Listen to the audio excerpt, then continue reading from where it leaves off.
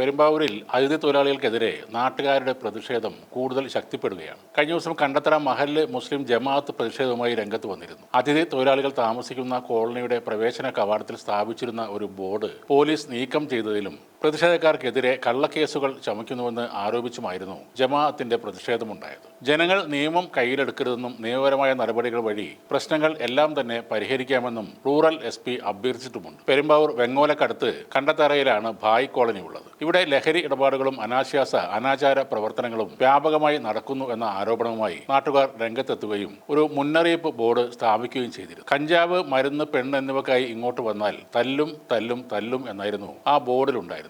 ആ ബോർഡാണ് പോലീസ് നീക്കം ചെയ്തിരിക്കുന്നത്. പെരുമ്പാവൂരിൽ പ്രൈവറ്റ് ബസ് സ്റ്റാൻഡും സമീപ പ്രദേശങ്ങളുമെല്ലാം ഭായിമാർ കൈയെടുത്ത് കഴിഞ്ഞു എന്നാണ് നാട്ടുകാർ പറയുന്നു. പ്രത്യേകിച്ചും ഞായറാഴ്ച ദിവസങ്ങളിൽ പെരുമ്പാവൂരിലെ പ്രദേശവാസികൾ ആ ഭാഗത്തേക്ക് തന്നെ പോകാറില്ല. ഭായിമാർക്കായി ഞായറാഴ്ച തിയേറ്ററിൽ പ്രത്യേക ഷോകൾ വരെ നടക്കാറുണ്ട്. വസ്ത്രങ്ങൾ, ഭക്ഷണം, മാഗസിൻ എന്നിങ്ങനെ മാർക്കറ്റിൽ അവർക്ക് വേണ്ടി മാത്രം പലതും ലഭ്യമാവുകയും ചെയ്യുന്നുണ്ട്. പെരുമ്പാവൂരിലെ SBI ബാങ്കിന്റെ പാർക്കിംഗ് ഏരിയയിൽ സ്ഥിരമായി ലഹരി ഉപയോഗമുണ്ടെന്നും ആരോപിക്കുന്നു. പകൽ പോലും പൊതുസ്ഥലങ്ങളിൽ ലഹരി ഉപയോഗിക്കുന്ന ഒരവസ്ഥയാണ് അവിടെ ഉള്ളതെന്നും കഞ്ചാവ് മുതൽ ഹെറോയിൻ, രാസലഹരി വരെ എളുപ്പത്തിൽ ലഭിക്കുന്ന കേന്ദ്രമായി ഈ പ്രദേശം ഇപ്പോൾ മാറിയെന്നും നാട്ടുകാർ പറയുന്നു. ഇതിനെ തുടർന്നാണ് ലഹരി വിരുദ്ധ സമിതി രൂപീകരിച്ച് നാട്ടുകാർ പ്രതിഷേധത്തിനായി ഇറങ്ങിയത്. പോലീസും എക്സൈസും ഇടയ്ക്കിടെ പരിശോധനകൾ നടത്തി ലഹരി വസ്തുക്കൾ പിടികൂടുന്നുണ്ടെങ്കിലും ഇവിടേക്ക് എത്തുന്ന ലഹരിയുടെ അളവ് വളരെ കൂടുതലാണെന്ന് ഉദ്യോഗസ്ഥർ പോലും സമ്മതിക്കുന്നുണ്ട്. അടുത്തിടെ കാലടി പോലീസ് സ്റ്റേഷനിലെ CPO KA സുബീറിനെ എറണാകുളം റൂറൽ SP ആയിരുന്ന M ഹേമലത സസ്പെൻഡ് ചെയ്തിരുന്നു. ഈ കഴിഞ്ഞ സെപ്റ്റംബറിൽ ഭായ് കോളനിയിലുള്ള സുബീറിന്റെ അടുത്ത ബന്ധുവിന്റെ പേരിലുള്ള ഒരു കെട്ടിടത്തിൽ നിന്നും പെരുമ്പാവൂർ പോലീസ് 9.5 കിലോ കഞ്ചാവ് പിടികൂടിയ സംഭവത്തെ തുടർന്നായിരുന്നു